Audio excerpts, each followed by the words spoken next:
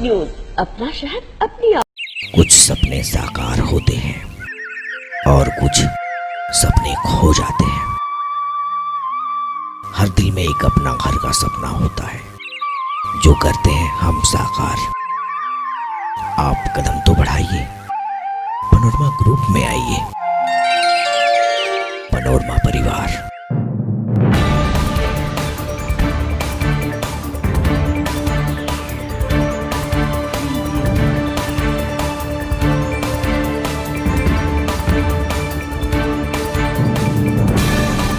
देश भर में पॉपुलर फ्रंट के राष्ट्रीय पदाधिकारियों के घरों पर प्रवर्तन निदेशालय द्वारा एक साथ छापेमारी की गई है। हमारा मानना है कि ये एजेंसी द्वारा की गई एक राजनीतिक रूप से प्रेरित कार्रवाई है। हमारे देश में इस तरह की छापेमारी आमतौर से तब होती है जब सत्ता में बैठी सरकार किसी जन आक्रोश के कारण दबाव में हो और वो उससे देश का ध्यान भटकाना चाहती हो।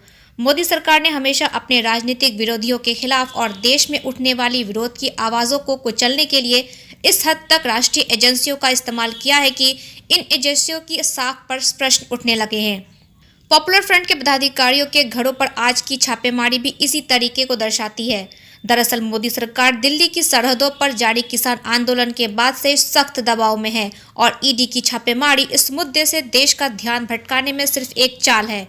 साथ ही ये नागरिकता आंदोलन में आगे रहने वाले सामाजिक कार्यकर्ताओं और समूहों के खिलाफ जारी धरपकड़ की एक कड़ी भी है, क्योंकि संगठन देश भर में हुए नागरिकता आंदोलन में आगे और आंदोलन में एक बड़ी ताकत रहा है।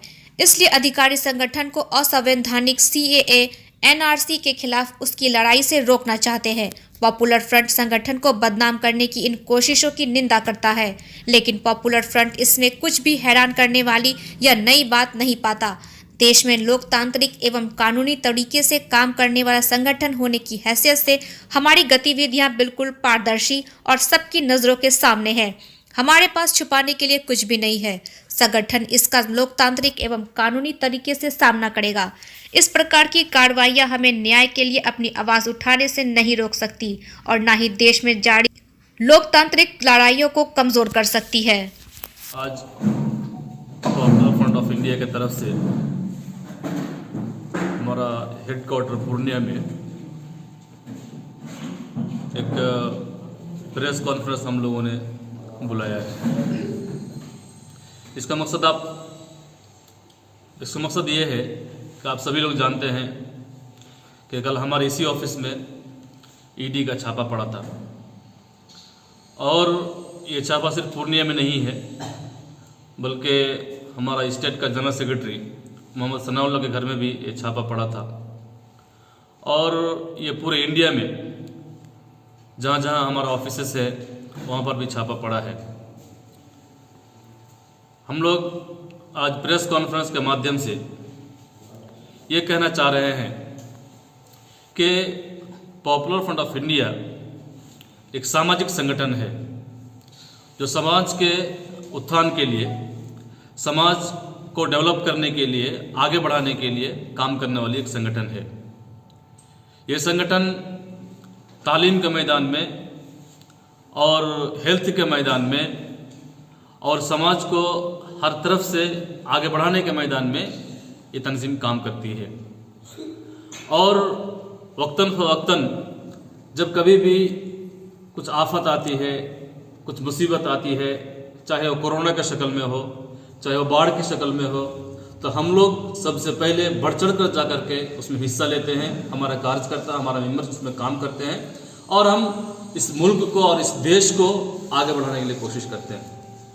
लेकिन हम लोगों को ये देखने को मिल रहा है कि बीजेपी सरकार की तरफ से, जिस बीजेपी को RSS हैंडल कर रही है, उनके तरफ से मुसलसल पॉपुलर फ्रंट ऑफ इंडिया जैसी एक तंजीम को और उसके लीडर्स को बार बार निशाना बनाया जाता है। इनके ऊपर, हम लोगों के ऊपर गलत इल्ज़ामात लगाए जाते हैं, झूठे केस किए जाते हैं और ये जो ईडी है और NIA है, कभी CBI है, इन लोगों को एक टूल्स की तरह ये लोग इस्तेमाल करते हैं। जब जिस वक्त इनको ज़रूरत पड़ती है उस वक्त इन लोगों को इस्तेमाल करते हैं। तो आज के प्रेस कॉन्फ्रेंस के माध्यम से हम पहला मैसेज ये देना चाहते हैं कि पॉपुलर फ्रंट ऑफ इंडिया देश के हित में और देश के संविधान के हित में और संविधान के मुताबिक काम करने वाली एक संगठन है, काम करने वाली एक तंजीम है।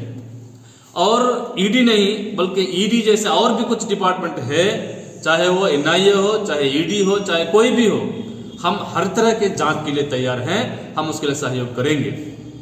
और दूसरी बात हम ये कहना चाहेंगे कि इस बार भी हम लोग बीजेपी की तरफ से हमें टारगेट बनाया गया है और टारगेट बना करके पॉपुलर फ्रंट ऑफ इंडिया को निशाना बना करके यहाँ जो एक आंदोलन चल रहा है, एक किसान का जो आंदोलन चल रहा है, वो आंदोलन से लोगों का दिमाग को भटकाने के लिए, लोगों का दिमाग को हटाने के लिए आज हमारे ऊपर इस तरह का जो है आरोप लगाए जाते हैं और झूठा आरोप लगा करके हमें फंसाने के लिए कोशिश कर रहे हैं। प्रेस कॉन्फ्रेंस बुलाए हैं मीडिया के बंधुओं को। ये प्रेस कॉन्फ्रेंस के माध्यम से हम आवाम तक एक मैसेज देना चाह रहे हैं कि ये एक ऐसी तहरीक है, एक अवामी तहरीक है। इस तहरीक को दबाने के लिए, इसकी आवाज़ को दबाने के लिए बीजेपी और उनके जो भी संगठन हैं, ये लोग भरपूर कोशिश करते आए हैं शुरू से लेकर के। मैं आपके माध्यम से ये बता देना चाहता हूँ कि सरकार के किसी भी प्रयास से जो हमें एक इंसाफ की आवाज़ उठाने के लिए रोके, हम दबने वाले नहीं हैं। और ईडी जो है एक हथियार बन करके सिर्फ काम कर रहा है बीजेपी सरकार का, कि किस तरह से सामने वाले को दबा दिया जाए, किस तरह से खामोश कर दिया जाए। लेकिन हम आपको बता देना चाह रहे हैं कि हमारे बिहार में 2 जगहों पे, दरभंगा में भी और पूर्णिया में भी ईडी ने छापा मारा, लेकिन उनको कुछ भी ऐसा बरामद नहीं हुआ और आगे भी कभी भी उनको ऐसा कुछ भी बरामद होने वाला नहीं है। ईडी चाहे एनआईए चाहे जो भी संस्थाएं हैं, हम उनको एक मैसेज देना चाह रहे हैं कि आप एक संवैधानिक संस्था हैं, आप सरकार के दबाव में आकर के काम ना करें, आप सरकार के प्रेशर में आकर के उनके जो विरोधी है उनको खामोश करने की कोशिश ना करें। हम सरकार विरोधी हैं, देश विरोधी नहीं है। हम सरकार के नीतियों का खिलाफ आवाज़ उठाते हैं। जो सरकार की नीतियाँ जो देश के खिलाफ है, देश के नागरिकों के खिलाफ है, उनके खिलाफ हम आवाज़ उठाते हैं। तो अगर ऐसी ताकतों को, अगर ऐसी आवाज़ों को अगर कोई दबाने की कोशिश करता है, तो ये देश के आवाम को ऐसे संगठनों का साथ देना चाहिए, उनके साथ कदम से कदम मिलाकर के खड़े होना चाहिए, चलना चाहिए और इन लोगों को जवाब देना चाहिए। ये जो पूरे इंडिया में, कल मैं आप लोगों को बता दूं, पूरे नेशनल लेवल पर हमारे ऑफिसों में ईडी ने छापा मारा है, हमारे चेयरमैन के घर में भी छापा मारा है। और ये एक छापा जो नेशनल लेवल पर मारा है, ये साफ तौर पे इनका इरादे यही है कि जो राष्ट्रीय लेवल पर जो एक आंदोलन चल रहा है किसानों का, उस आंदोलन को कैसे दबा दिया जाए या कैसे मीडिया का ध्यान वहाँ से भटका दिया जाए।